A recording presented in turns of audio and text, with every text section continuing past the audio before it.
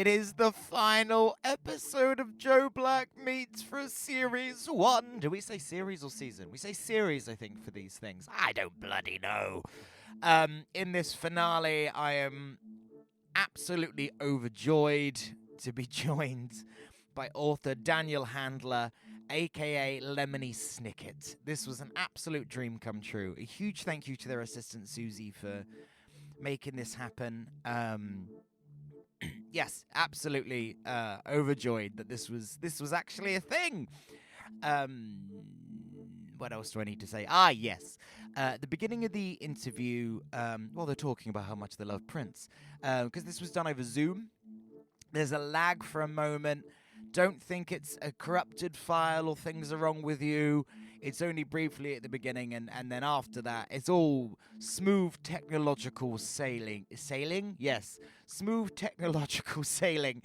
One last thing, and for the final time, at the point of recording this, there are no sponsors for this podcast. If you would like to support me in some way, please buy a print, a t-shirt, and come see me on tour across the UK and Ireland this October and November. That's 2022, with my show Club Cataclysm, a cabaret celebrating the end of all we come to know. Anyway, I'm gonna just say thank you very much for listening. This has been an absolute joy to record. I'll lament more at the end in the outro, but in the meantime, please enjoy this chat with me and the wonderful Daniel Handler.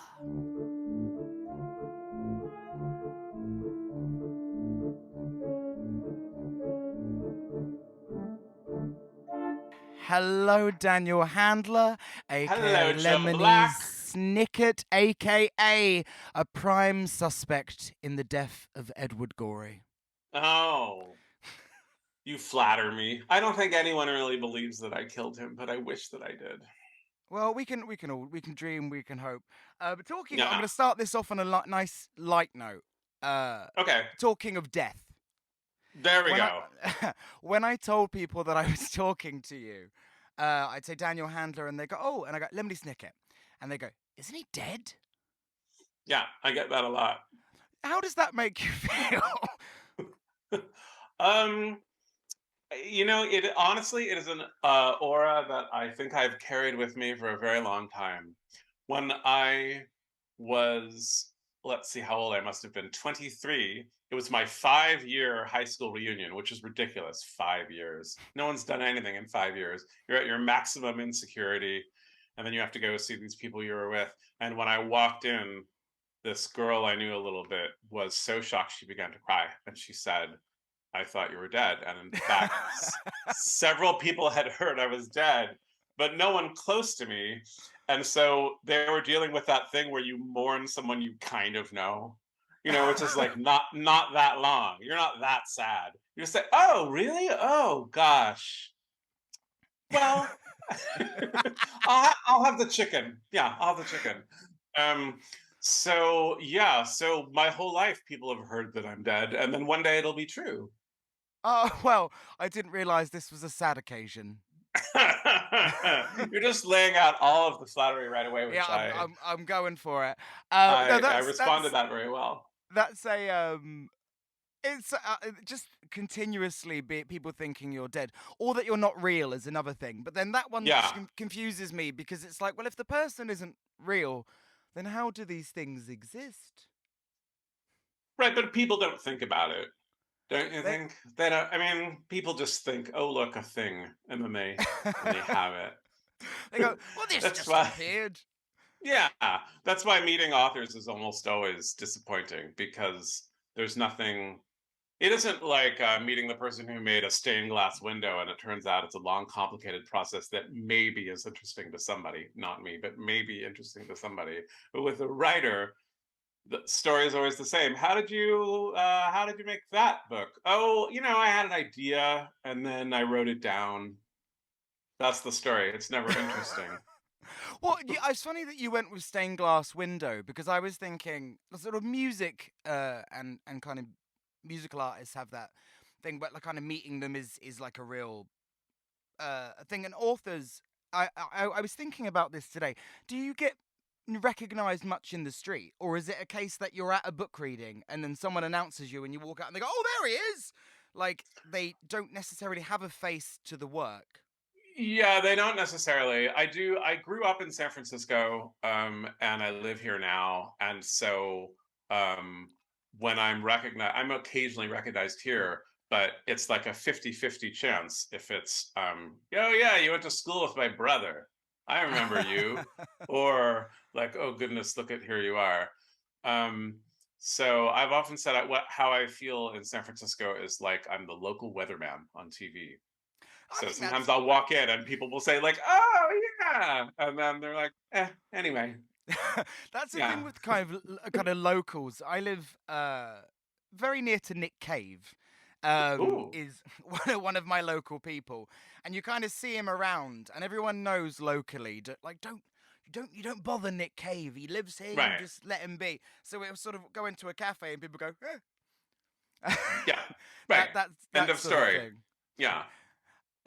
When I lived in New York for a few years, and when I first moved to New York, like the first walk that I took outside my apartment, we had this crummy apartment.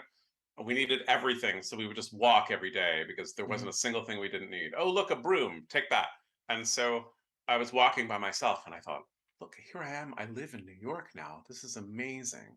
I wonder if I'll see someone.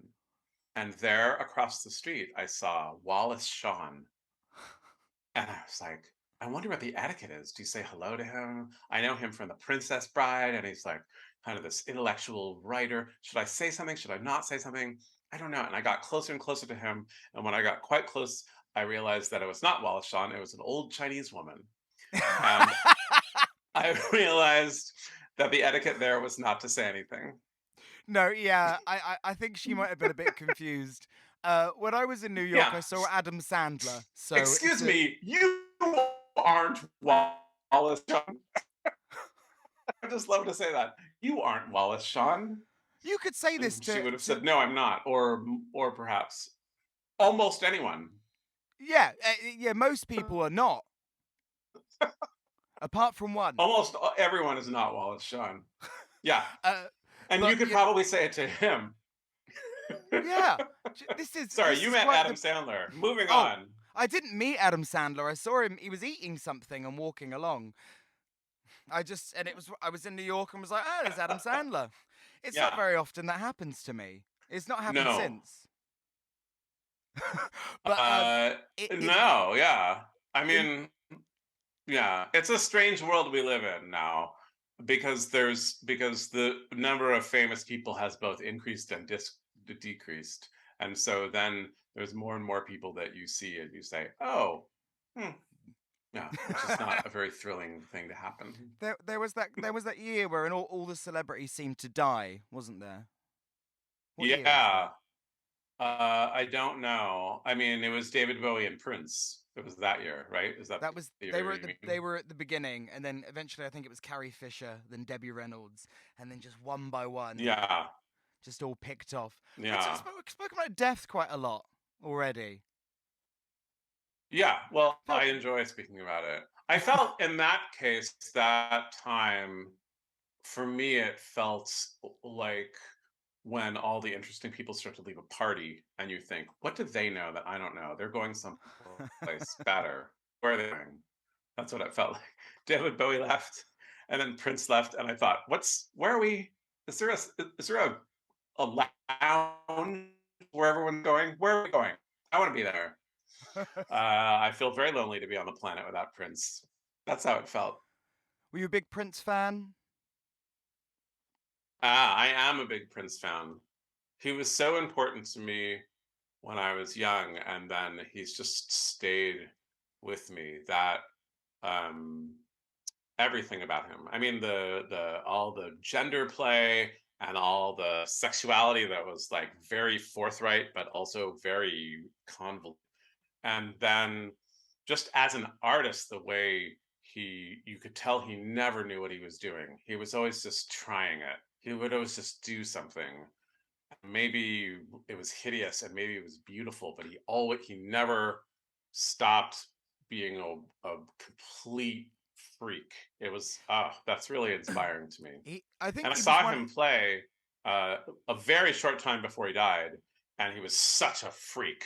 He came out on stage. It was just him and a piano. He came out like a wizard, and he played everything on the piano, everything. And you could tell he didn't have a list. He was just going through it. He, in fact, had something written on the piano that were his songs, and he would check them off as he played them, but he wasn't playing them in any order. And he was just a madman, a complete madman, but so captivating. And also he didn't look well. And so then it was I don't think it was even a week afterwards that he was dead. It was really shocking and sad. I miss him. I miss him on I the planet. I think he's one of the last great music eccentrics because there was a time all these characters and things, and now you don't get them in kind of the same way that he was. I don't think. No. Well, because I think there's still many, many wonderful eccentrics in music, but none of them are having 90 hit songs in a row. That's the difference, I think, is Yeah, that you're right. he was an eccentric who was actually also mainstream, and you don't get that now. There's all kinds of wonderful weirdos, but they're being weird in a small thing that you love, maybe, but they're not. I mean, what's the last time that someone was like a big weirdo who had a number one song? I can't think of it. No, I can't think of one either. Not for Yeah, a long time. For some reason, Sparks came into my head, but I was like, well, they're still going along. yeah. But not, that's in my head because I recently watched the documentary where seemingly everyone was in it. At one point, I looked down, I looked up, and Neil Gaiman was there, and I was like, why is Neil Gaiman in this documentary about Sparks? Um, on That the was one of the subject. first records I bought with my own money. One of the first records I bought was Sparks in Outer Space. I bought it on cassette. That's the one that has Cool Places and Popularity, and I loved it. And I loved particularly the song Popularity. I was probably 12 or 13, and it was the song about being popular, and you could tell that Sparks thought it was ridiculous to be popular. It was horrible. But the song talked about how wonderful it was. And that was like just that perfect slice of irony for when you're just beginning to be a teenager, where they're saying, "Isn't it wonderful? Don't you wish you were popular driving around in a car all the time?" And you thought, wait a minute. No, I don't think it. No, yeah, They're they're brilliant. magical too. In Yeah. the I was going to ask you about what sort of music you liked, and we've got onto that very naturally because I was going to on the subject of music, of course, best-selling author, but do people know that you are also the accordionist in the Gothic Archies? It depends whom you ask, I guess. But yeah, Stephen Merritt, I would put him. He's a complete eccentric genius. I've worked with him with the Magnetic Fields and with the Gothic Archies and the Sixths and a bunch of other projects, and he's a magical inspiration to be around. Um, he's someone this happens every time. It's about to happen again because he's working on a new record. He'll send me demos for the record, and every time I listen to them, and I think, nope, you, you're way off. And then we get to the studio, and it's because in his head, something he knew what was going to be happening in his head, and so he brings people in. Everyone's doing their little bit, and he's tinkering with it, and then by the end of the afternoon, at the beginning of the day, you thought this song is going nowhere. And at the end of the afternoon, you think this is the greatest song I've ever heard in the history of the world. And then you do that for like 9 days in a row. And then he goes home and he tinkers with the record and he makes it magical. Yeah, but he was I met him when I moved to New York, and we started working together almost immediately. And he was someone else super important to me in terms of watching the way he made things and the way he incorporated all kinds of happy accidents and sudden goofs into a vision that he wasn't afraid to make a plan, and then he wasn't afraid to completely abandon it. Hmm. And he's super inspiring to work with, and I love watching him work with other people who fall under the spell, because he's particularly upsetting at first to sound engineers because he'll say, "Can you put the microphone over there?" And they'll say, "But then you're only going to hear the rustling of the organ. You'll hardly hear the notes. You'll just hear the rustle." And he says, "Uh huh." And then they do it, and they're so upset. And then 2 days later, they're like, "I found a broken rubber thing on the side of the road, and I thought you'd want this hanging in front of the mic." And he says, "Oh, perfect." You watch them become little Stephen Merritts when he works with them. It's really magical. That does sound amazing. I'm a big Tom Waits fan, and Like all sensible people. exactly, and it's Yeah. that sort of process you were talking about. I imagine it's very similar to him as well, and that's you. There's certain artists, and you can just tell, and there's the reasons why you're drawn to them, that they're clearly passionate about something. I mean, I'm not particularly into pop music, but even sometimes in that there's just you could there's doesn't it's not even glaringly obvious. There's just like something about it that you think, yes, they Yeah. care, they've been involved, and it's just What was your first experience with Tom Waits? Like, what was the first song that you heard? Do you know? a little drop of poison. Mm. Which is a weird one. I was thinking about this with Nick Cave as well, because the first Nick Cave song I heard was Curse of Millhaven. And for both Tom and Nick there, who are two of my favourites, that those songs are not necessarily indicative of what they do as a whole. Yeah. But they were really good gateways. Did you hear them both through the movies? Is that how? So Little Drop of Poison was on End of Violence, right? Do I have that right? So mine's embarrassing how I heard Little Drop of Poison. So it's the Shrek 2 soundtrack. Oh. that was that, and then Curse of Millhaven. I can't remember how I discovered that. There's lots, like, sometimes when I think back to how I discovered something, it's like it's not necessarily the most romanticized ideal way in the case of Shrek 2 for Tom Waits. But they serve their purpose in becoming part of your second. In fact, this is related. And I think that's essential. I think, like, the fact that you heard that on Shrek 2 is perfect to me, because if you're already cool, if you're already steeped in wonderful culture because you're privileged enough to live someplace or be raised by people or otherwise be in an atmosphere where that's happening, good for you. But for every person out disconnected from everything that they ought to be connected to, that's how you sneak these things into mainstream culture. Somebody thought, let's just put a little Tom Waits here in Shrek 2. And you heard it, and look at you now. And I think those moments are just absolutely magical. And I mean, I lived in San Francisco, and so it was easier in some ways to access that kind of culture. I remember that I read about Tom Waits. I read an article about him, and there was a photograph of him, and there was a couple of members of his band behind him. It was like a concert photograph, and its band members were wearing fezzes. And I thought, I gotta hear this guy. And I walked into a record store and I bought Frank's Wild Years on cassette.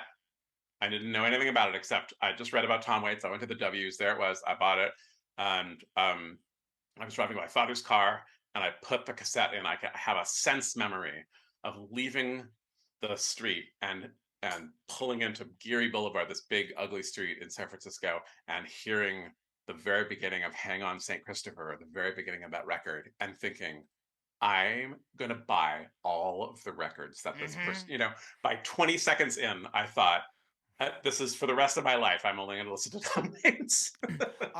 Those moments of like electricity hitting with things, and in fact, this one is related to you. There's lots related to you, and that's I will delve into this as this goes on. So as a teenager, I was always very into kind of heavy, gothy, metally type stuff, but there was a theatricality that I also loved, so I like musicals and things, and I loved the Dresden Dolls. And I went to see the Dresden Dolls when I was 16 years old. So this was 16 years ago. And their support band, is a band called Devotchka. Oh, yeah. who you are Devotchka. familiar with, Nick Urata, Yeah. who did the soundtrack for the series Unfortunate Events Netflix Yes. series. And I remember I was watching them play, and they kicked into a song which is for some reason now not available online anymore, called Such a Lovely Thing. And it's burnt into my mind that I'd gone to see the Dresden Dolls. I knew I liked this cabaret rock and roll thing. And he had a bottle of wine, and he finished the bottle of wine, and then there was this going, and he went, go! And then it just kicked into this sort of like really heavy klezmer Right. song, and they were all bouncing up and down, and I just 16-year-old me was like, okay, no, this is what I like. And from then on, there's those particular like kind of Balkan klezmer, anything that, I mean, they're one of the reasons I started playing accordion as well, was anything that's kind of that's the only Yeah. way I can describe it. It just, I hear it in things and I go, oh, oh, it makes me sort of come alive, which is bring it to you a little bit, because well, not a little bit entirely, is everything kind of surrounding series of unfortunate events. It kind of culminates my interests. So I'm very into sort of 1920s and 30s and Victoriana, and the sort of general styling and unpleasant things, and these wild, weird, bizarre side characters and the surreal. And then the soundtrack was done by Devotchka, and there's more which I want to not just skip over now, but it Barry Sonnenfeld, uh, Yeah. and it just lots of. And I had a real lightning moment again watching when I saw the Netflix series, bit by bit, as stuff happened. I was going because it was popping up all these things that were my interests that were just sort of neatly wrapped in this Yeah. one show. What I think what you're talking about is this certain sensibility that obviously has been so important to me. But even when you just made that the sound of like bum, bum, bum, bum, it's Mhm. that I in my mind I put it with like Eastern European literature Yeah. and the Jewish tradition in which I was raised, but where the fact that everything is a joke and everything is terrible is just bumping right up Uh-huh. against one another. They never stop. The despair is always ridiculous, and the ridiculous things always bring you despair.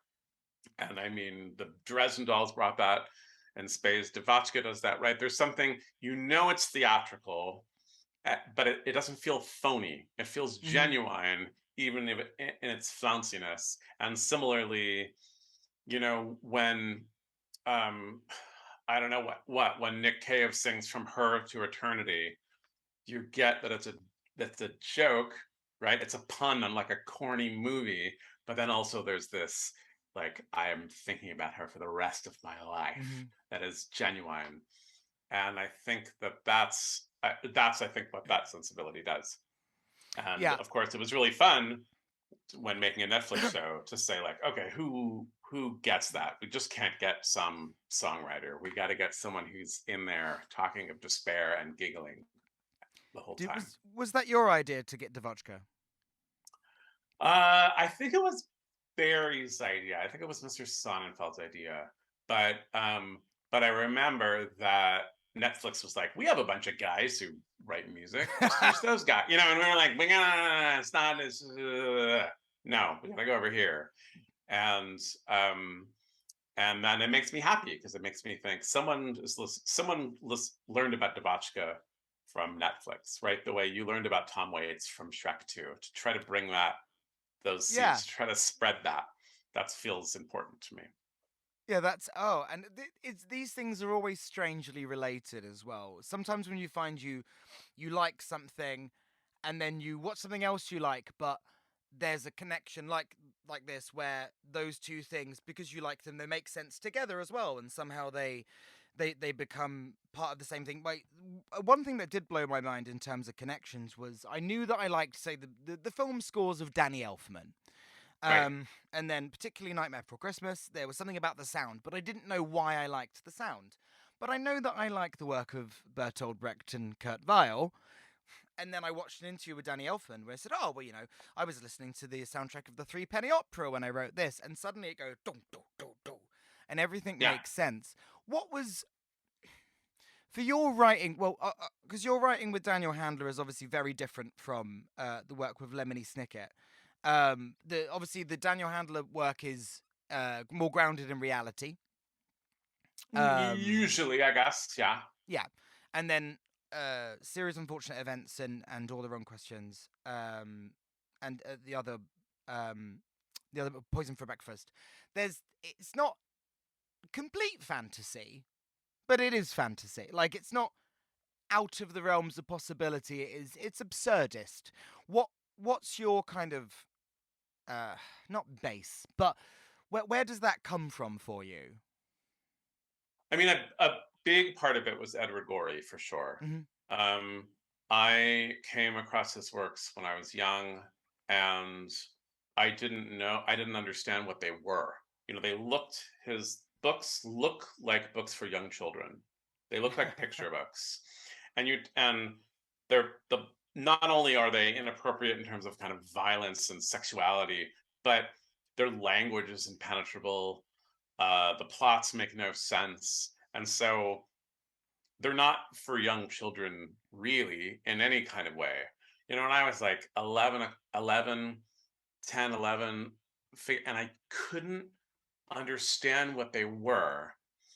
And I also felt like they were presenting me with a world that felt like familiar to me, but I couldn't Hmm. quite grasp it. And that's what felt magical is all of his books where it was like the Baron like took his private yacht and circled a sinister island. And I was like, I know what that is, but I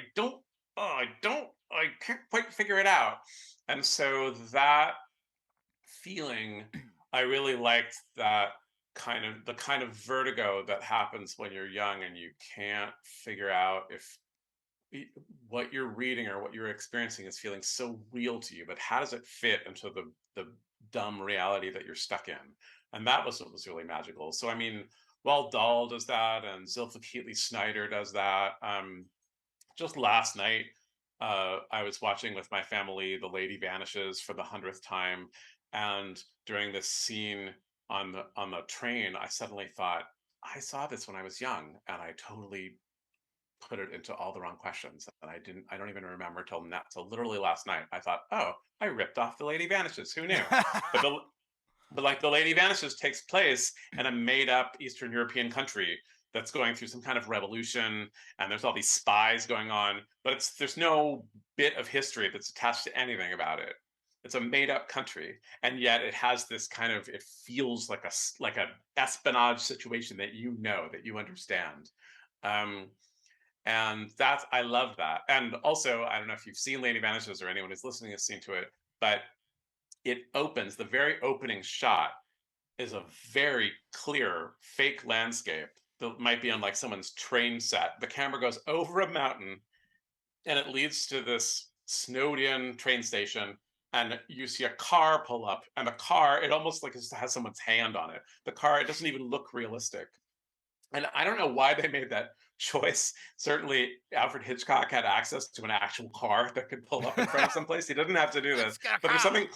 Yeah, I think they had that, and so there's something so it starts in this place that is imaginary, and yet you also are drawn into, and it's those bits of culture that appeal it to me most. So a lot of it was similar to you, was kind of Victorian and 20s and 30s and things like that. But a lot of it was anything where you knew it was fake, but they were telling you it was real, that somehow Hmm. you believed that it was real. Any book that began, oh, I found this manuscript in a suitcase and here it is. And I was like, oh, that's how to get me, is this frame that makes you know it's fake, but you feel like it's real. That's always passionate and beautiful to me.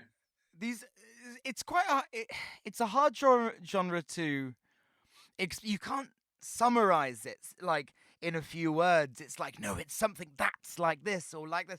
I think again the Tom Waits thing, he's got that similar sensibility of these kind of wild stories. Yeah. And they don't make any sense, but you just accept them. Yeah. And go, yeah, no, that's right. No, that feels correct. Because I when I try to explain people my sort of taste. Again, I have that problem where I'm sort of going round and round and round and round. And when I find things I like, again, it's that kind of thing. Are you familiar with the work of Mark Gatiss, from a British comedian, but he wrote a series of books called the Lucifer Box novels. Yeah. I was in. Those are one of those books for me as well, where it's that there's one in the 1910, then 1930s, then 1950s. I think that's the timeline for all three of them. But that had that similar kind of energy. It's an energy, isn't it?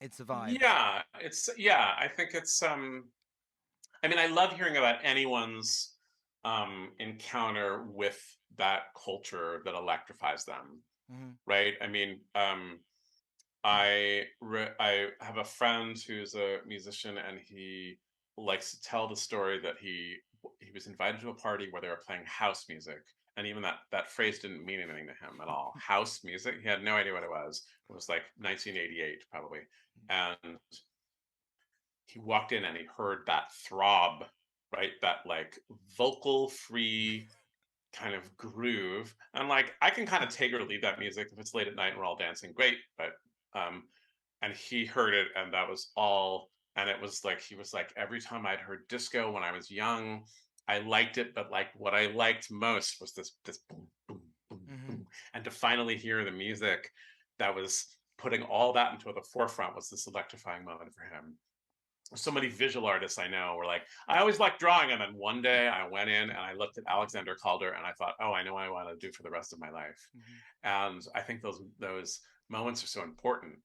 And now with so much culture being deeply accessible, I think it's so exciting to think about the ways in which that's seeping in. I mean, one of the writers on the Netflix show, Joshua Conkle, he was first interested in the films of John Waters when he was really young, and it was the era of like Blockbuster Video, and he lived in Washington State, and he would like call the Blockbusters to find out if they had these movies that he'd like read about but he couldn't get his hands on.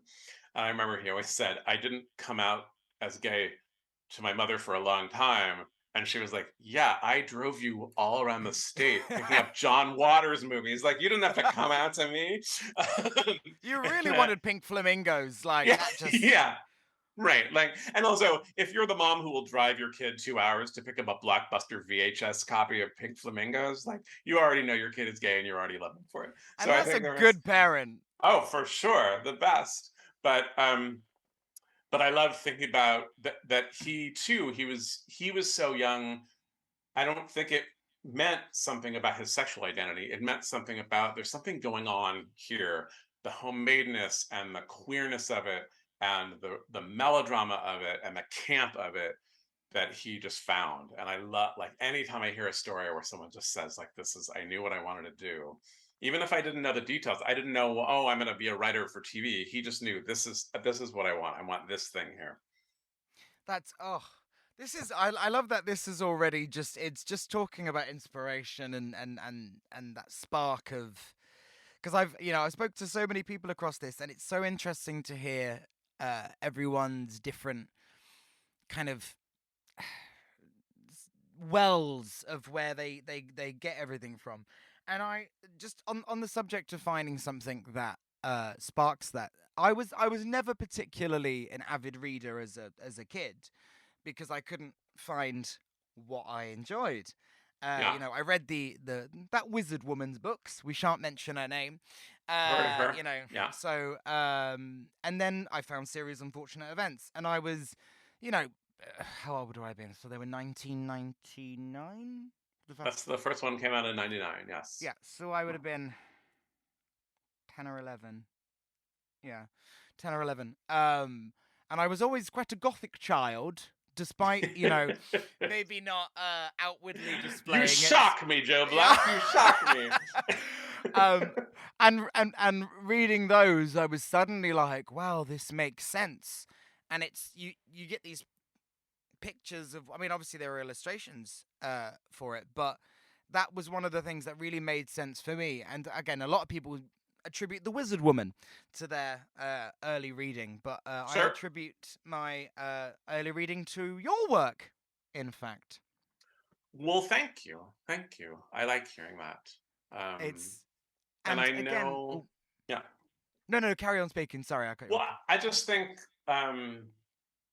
the main delight in the path that I've gone on is I remember what certain books meant to me, Hmm. um, and the experience of reading them, which you can't have again as an adult. You know, you're reading a book and you're thinking about it while you're not reading, and you're having that kind of like, I wish I were the hero, or the hero had a friend who was me, or that I'm kind of in the story, though I'm also just reading it and appreciating it, and that kind of space, that liminal space that you can live in when you're reading a book as a child. And so to think that I get to share that space Hmm. with young people is really powerful to me. And to create that space, you're not just sharing it; you're building it. Yeah, well, it was built for me, so then I build it for Hmm. the next one. Uh, um, Edward Gorey made it for me. Roald Dahl made it for me. Zilpha Keatley Snyder made it for me. You know, when I was older, to read like Kafka and Bulgakov and Rachel Ingalls and Mary Butts, all these authors who were doing really strange and wondrous things, like they built it for me. So then I want it to be good. I want to make something so that young people can find it. And I think also it's quite fortunate in the kind of times we're living in that you were able to see your work come to life in other mediums, which is I think Edward Gorey. So are you familiar with the Tiger Lilies? Yeah, Of course, of yes, of course. course you are. I didn't want to assume, but I also assumed. Um, so I think Edward Gorey passed away before they finished their Gory End album, Yeah, which was a conjunction with him, where he sent them the stories and they made things. So he never got to see that. I mean, obviously they had the Dracula stage show. I've got the little right. puppet, not puppet, little Oh, yeah. pop up theater. I bought it for my boyfriend for his birthday. It's like a book, and then it's got a full little paper Yeah, yeah, theater, I've seen if you it. were. Yeah, it's a beautiful thing. And we had it up, and then we got cats, and we were like, okay, we're gonna put this away for until we got room for a proper sort of cloche dome Right. thing. But yeah, seeing your work kind of come to life, because I have really vivid memories of reading the hospital book and being almost very scared of Esme Squalor. Yeah. Um, uh, and then seeing there were so many moments that were like kind of implanted in my head that watching them come to life on a show, it was the click of the heels when that with the knives. Yeah. That was the I she I think she's one of my very favorite characters in literature. Um, and I've got this thing for bizarre side characters. I never root for the main people necessarily. Um, I always enjoy the side ones. And post when I finished, sorry, I've gone off on it. This is all tangents, by the way. All of these things. That's all fine. When I came back off Drag Race UK, you sort of get circled by agents and all of that sort of I'm thing. sure. And how I kind of realized whether or not people got me was I'd say to people, "Oh, I'd like to do some musicals and some stage work," and there were these people that they were going, "Okay, well, there's Chicago, there's Right. but they were and they kept suggesting very much main characters for everything, and I would go, no, no, no, I maybe more sort of Fraulein Blucher from Young Frankenstein or Velma von Tussle and these sort of strange side characters. And then they'd go, yeah, yeah, yeah, yeah. So, and then bring it back to because Right. they weren't used to working with someone that takes joy in the kind of absurd other Yeah. character. And that's how I worked out who was good to work with for me. And I think what particularly Serious Unfortunate Events does, I mean, I've just also finished Poison for Breakfast, is that along the way you meet these strange characters that their full being is explained pretty immediately. You know what they're about, any quirks. Nothing is a surprise later, except from Esme, who turns out to be evil. And Count Olaf's girlfriend. But you get to know these side characters so immediately, and you understand who they are. So as someone that likes all these, when I play games, I'm never interested in the hero. When I watched cartoons as a kid, I was never interested in Batman. I was Right. more interested in the Joker or the Scarecrow. Yeah. These sort of pop up things, and I think that's what uh, you do so beautifully, is construct these very complete people that pop up. And you're like, oh, I understand what they're doing. Thank you. Is I is love that that you said Frau Blucher. That makes me so happy because that's I? I always think when Esme Squalor turns out to be Count Olaf's girlfriend, that she's stealing the line from Young Frankenstein. He was He, my my boyfriend. boyfriend. She has my favorite line, Frau Blucher. No, not her. Sorry, but it's regarding her. It's when they're sort of investigating. They're following the sound, and they pick up the violin and they go, "It's still warm." Still warm. It's again. He's very absurd as Mel Brooks. Yeah, and also he understood that everything terrifying is hilarious and vice versa, right? And so that's why he was able to make, a musical about Nazis and a movie about Frankenstein that was still ridiculous, but not a one joke tedious thing that Mm-hmm. gets boring in 45 seconds. Yeah, he's so Uh, good at that. the Another person who's very very good at the stat is Mr. Barry Sonnenfeld, who, Yes. for listeners, executive producer of the series Unfortunate Events Netflix series, but was executive producer is correct, Yeah, he and directed a bunch of the director. episodes. Yeah, Yeah. yeah. Um, he, I mean, I would say the two things that he's really marvelous at. One is cinematography. He started out as he Well, shot some of the Coen Brothers movies at the beginning. I read his autobiography recently, Oh, Barry and Sonnenfeld, Follow Your I Mother. yeah, and I like that you said, oh, you started out doing the Coen Brothers. Well, actually, Barry Sonnenfeld started out doing pornography. Pornography, but still interested in the camera, not interested in the Yeah, story. And pornography to so, the Addams Family. yeah, well, and then there was an Addams Family porn film. It's all very complicated, but um, he like the hat rolling across the landscape in Miller's Crossing, which was actually on a piece of fishing line, and all these nails were there to catch it at just the right angle so they could do it.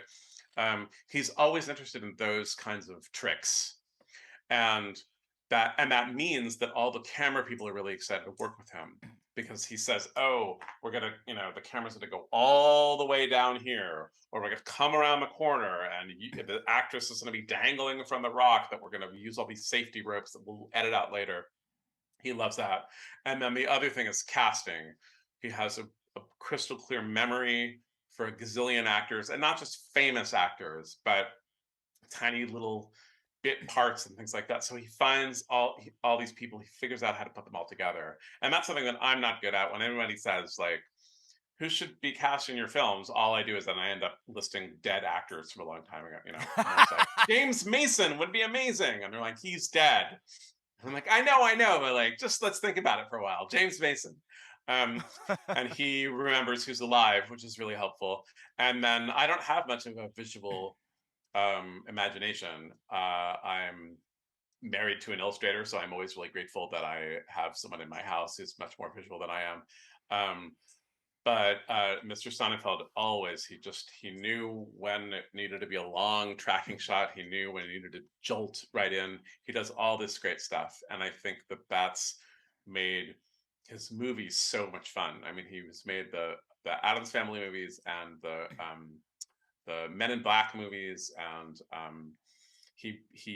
but the reason why those movies are stick with us for so long, because they could just be like Saturday Night Live skits that go on too long, but instead he constructs them with this care that he learned from working with cameras first for so long. It's really, really brilliant work. Yeah, he's. I assume you've read the Call Your Mother. Yes. Yes. In fact, he and I were scheduled to talk. That was the first canceled COVID event He and I were scheduled to be on stage together to discuss that book. And and then I just remember he called me and he said, they're really going to cancel it. That was just like the very beginning, where each cancellation felt like, okay, that seems crazy, but okay.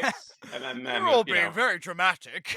right. Yeah. Like, I get it. People get sick, but surely we're not going to what are we going to stop the world for a couple of years? We'll never do. Oh, we are doing that. Okay. Yeah. But I mean, is that something that you thought about rescheduling, or was it like, well, the book's out now? Yeah, I mean, it was painful because by the time it was possible to reschedule, the moment was kind of lost for it. I but he's super wacky on stage. He's a complete lunatic. I mean, he's a Well, lunatic of a man. the And book so, makes this quite clear. yeah. Oh, yeah. And I mean, sometimes you would be in some meeting or something, you couldn't believe what was coming out of his mouth. But also, I think the way you said that he figured out who we could work with, because if he said we're going to need to build a whole lake so that the camera can go bouncing along the surface, some people would say, get out of here. And some people would say, okay, well, where do we start? We start with a hole in the ground. Is that where we start? And then he works with them. It's perfect. Yeah, I think he's so brilliant. I'm sure you've spoken about this a million bloody times, but there was of course a motion picture version of series of unfortunate There events that was? was yeah, which Yeah. did of course have links to you and Mr. Barry Sonnenfeld. Yeah. And then by the We were end, both fired from it. Yeah. but how do you? I don't understand it. How do you get rid of the writer of the source material? I'm saying this, but I'm apparently Alan Moore is not welcome anytime Yeah. they adapt any of his work. They're like, he's a nuisance. We'll get rid of him. But I Yeah. think Neil Gaiman's kind of proving the point that, and of course your Netflix series as well, because it was perfect. That having the writer there is certainly a benefit. Yeah, it's hard. I mean, I think film is really expensive. That's, I always think, Yeah. the real difference. It's tremendously expensive. You could write a description of a lake and that doesn't cost anything. If you build a lake, that costs a great deal of money. And the executives who are in charge of that kind of money behave the way anyone would behave if someone gave them like a suitcase with $200 million in it. And they said, I need you to walk this suitcase across town. It has $200 million in it.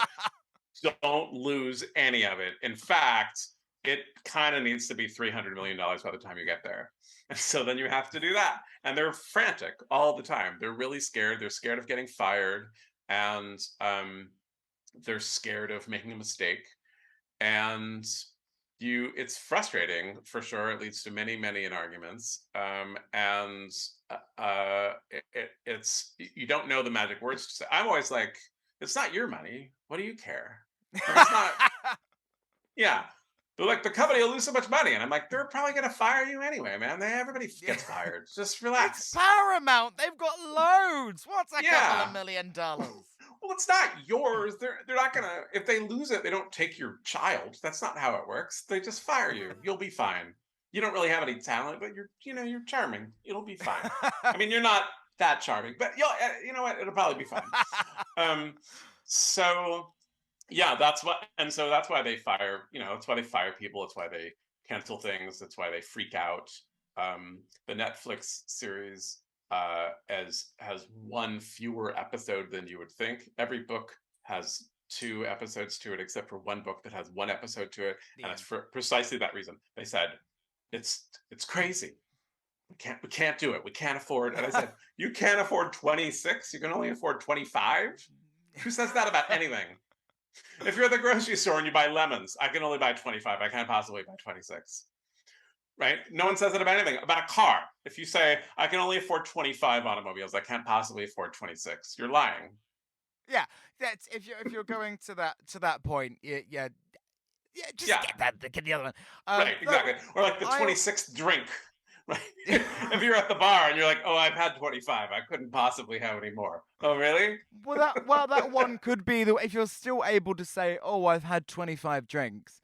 I think maybe the 26th could send you over the edge in terms of No, I don't think so. animation. I think it's too late for you. You're gone. But no, 25. Come on. I mean, I don't think I don't think the series suffered for one as a viewer. No. I mean, no, Um, it's a constant argument, and the reason why it's a constant argument is that it's expensive, and it's probably, unless you're talking about certain ridiculous items, it's the most expensive art form in general is to make is to film something, and some things that Mr. Sonnenfeld got Netflix to do won't be done again for a long time. There's a whole town block made. All this stuff was built. There was very little CGI stuff, very little stuff that was on location. Almost everything was built, and that was an incredible effort. And Barry Sonnenfeld has the skill to talk to those moneyed people way better than I do, because I'm kind of like, what do you care? I like. It's not your money. Yeah, what isn't?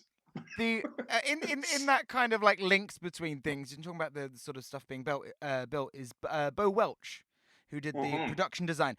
My very favorite film of all time is Batman Returns, who Bo Welch was the production designer on that. Yeah. And again, it's all these sort of related things, and I the only way I can describe it is that I kind of got almost annoyed at how perfect everything was, because the people involved were just all these people from all these things that I really enjoy suddenly had appeared, and then Catherine O'Hara as an optometrist, and I'm like, oh, I love that woman.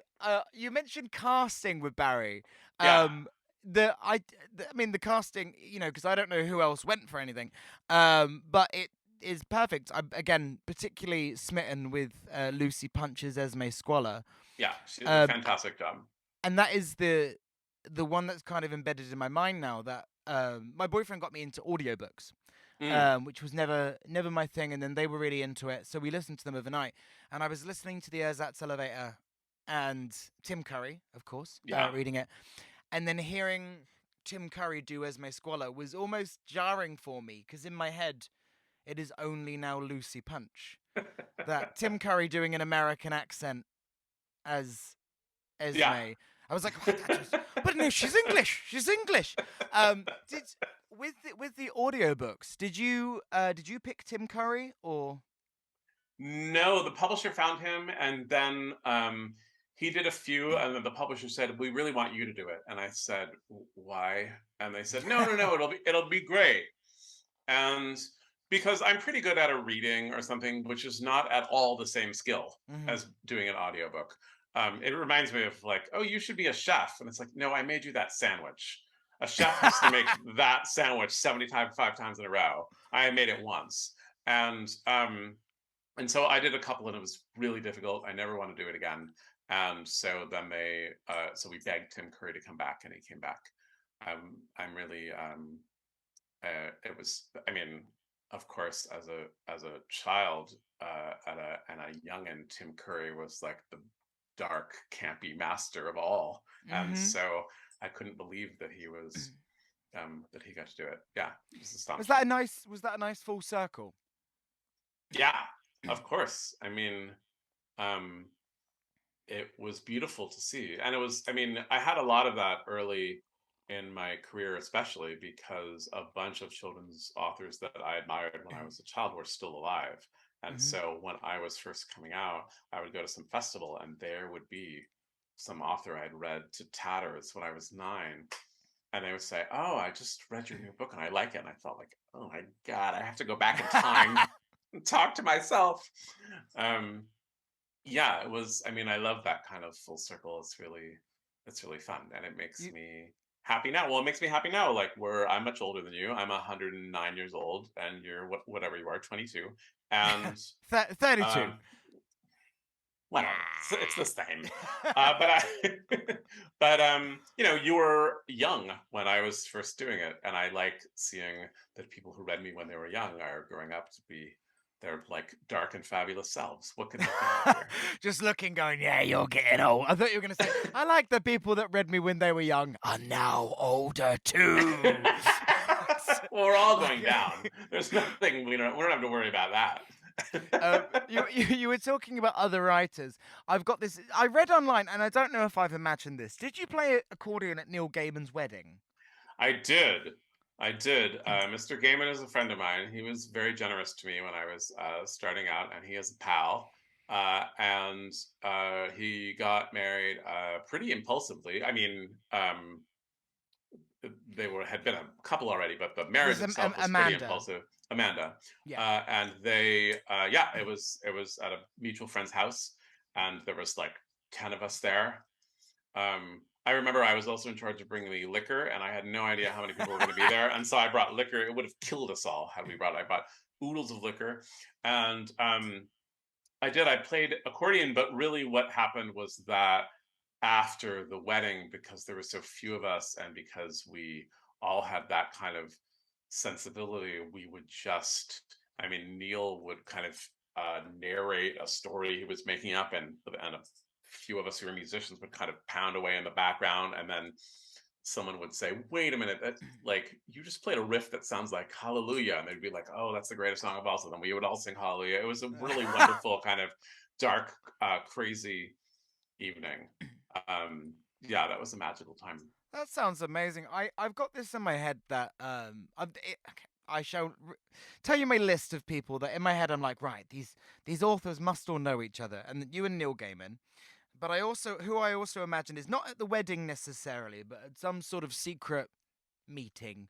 Mm. Uh, I'm imagining you, Neil, Stephen King, and R.L. Stein.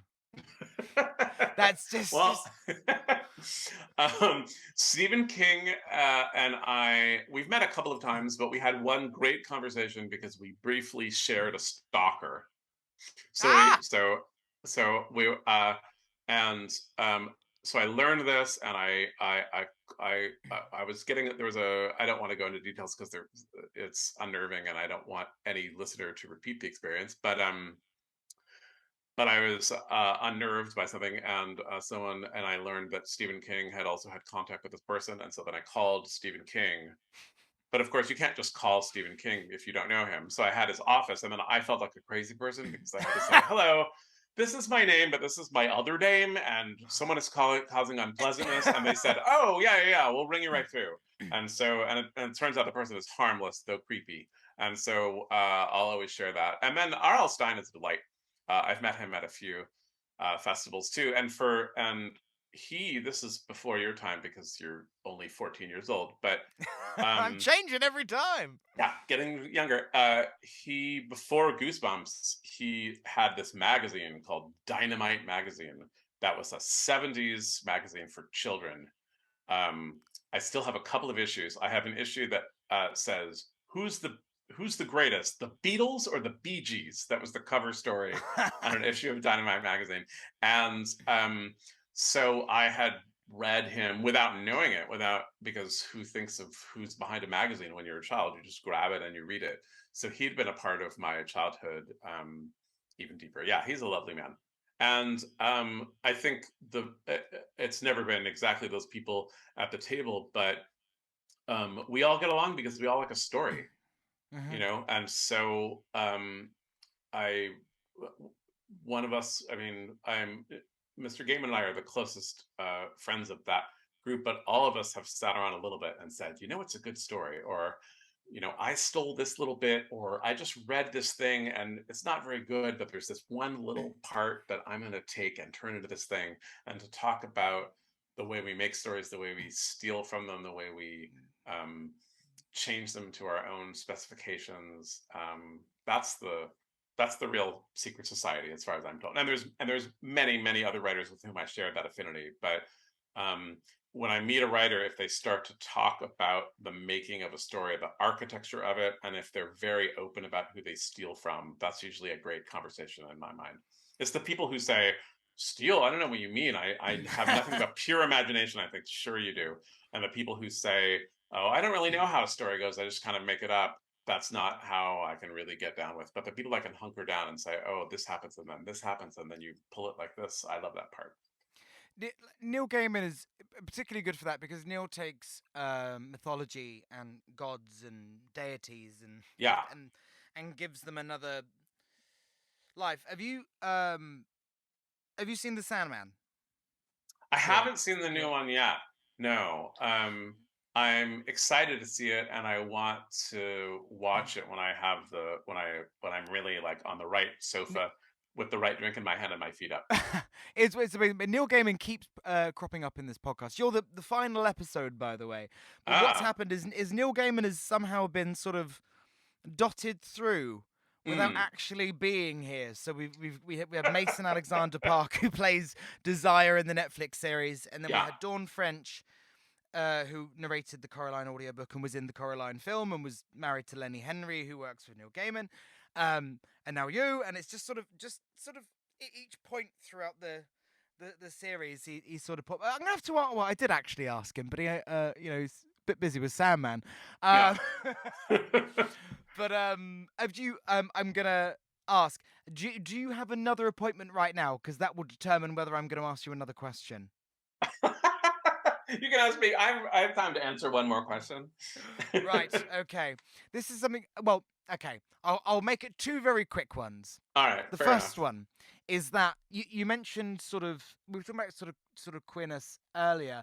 A lot of your work speaks to sort of LGBTQ plus and queer readers, and also a lot of neurodivergent people. Sure. What I mean, I guess you get that a lot, but like, why do you think that is? Um, I mean, I think that's who I am. Yeah. I uh, uh, and I think a lot of that was growing up in the '80s in San Francisco, Mhm. where it was perfectly possible to explore all that in a pretty open way, and also to really see that the city that I felt at home was a city where people with incredibly painful stories could finally find liberation and happiness Mhm. and identity here. And that was spoke very powerfully to me. And and it's I think actually the one few things that sometimes bothers me about getting old is like now I look like a vice presidential candidate or something, and so sometimes people will just assume, oh, he must be like entirely straight and not know about these things, and maybe he writes unusual stories, but he's clearly a very sane uh, man in a nice jacket, and I mean all those people are my people, and any gathering the people who are it's almost like you said it's all who are the wicked side characters at the party, Mhm. who are the writers who have a peculiar passion that they're putting on the page, something that they're looking askance at the world. And I think um, whether you're talking about sexual identity and sexual exploration, or the shape of a brain that is shaped, and the flavor of a mind that is going in another way, you're challenging the world. You're saying, you say it's like this, but it's really like this. And I Mhm. think that's where that comes from for me. So yeah, it's been a delight to see that message received as it was sent out. That was a really beautiful answer. Thank you Thank for you. that. And I've asked everybody, and it would be not right of me to not ask you. um, is there one thing that hasn't happened yet that you're like, I want this to happen, a dream project? Oh, I don't know. I mean, the my whole career path has been such a surprise. I mean, Mhm. into talking that what I just said, right? That like growing up in San Francisco to see strange queer artists and little corners making things that appeal to me, I always assumed that was the path that I was on. I Mhm. always assumed I'll make some little thing, someone will like it, that will be enough. I certainly never thought, oh, and then, major entertainment conglomerates will want to make it their thing. That was never part of my plan, and it was never expected. And so, what I like about what I'm doing is the surprise. And so I'm working on a musical now. I say this because I know you like a musical. Oh, I love a um, musical. so yeah, so I'm working on a musical now with a songwriter I've wanted to work with forever and ever, Colin Malloy of the Decemberists. Um, Oh, And sorry. The so that's been a go on. delight. That's the dream right now, is to try to finish that and get that going even further.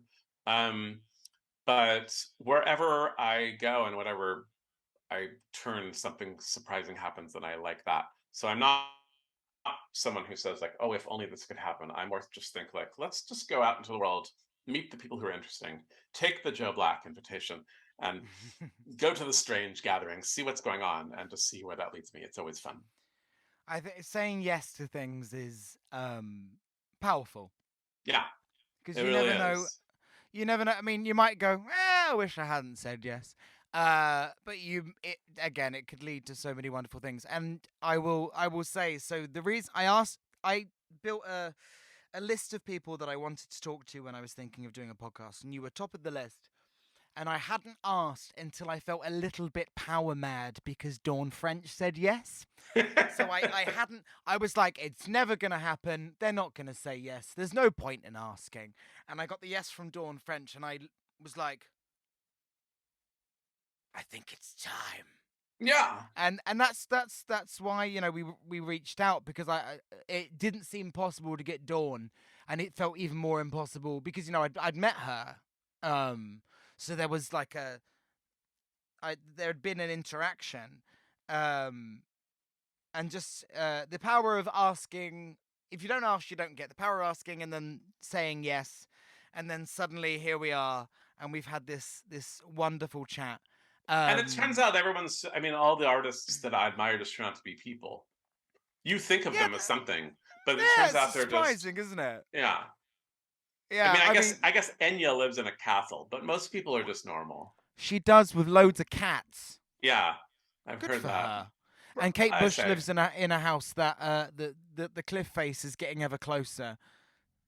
You well, know this, there right? we now we're just talking about death again. Yeah. Ah, well, death is how we began, and death is how we shall all end. Yes, indeed. Um, Daniel Handler, this has been such a pleasure. Thank you Joe so much Black, for what a talking to delight. me. And then I guess all we have to say is goodbye. Shalom, arrivederci.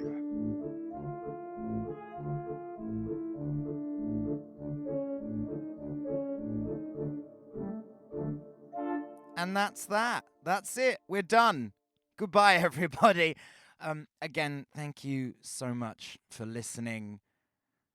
Uh, yeah, I wanted to talk to some people that inspired me and people I think are wonderful, and I got to do it. This was an amazing excuse. And what makes it more of an amazing excuse is that you actually all listened and tuned in, and as far as I can see, very much enjoyed it. Hopefully, this can be back at some point, and I will hope to see some of your lovely faces on tour. If you do bump into me or we say hello and you've enjoyed the podcast, please do tell me. It's what selfishly, it's one of the reasons I did this because I like the idea of because I do it and I meet people and I think, oh, I love your podcast, and it's because it's an extracurricular activity. It feels lovely to know that people are enjoying it, and have enjoyed it. So yes, I shall bid you all well. I shall bid you all farewell until I see you on the road. And I guess all that is left to say is goodbye!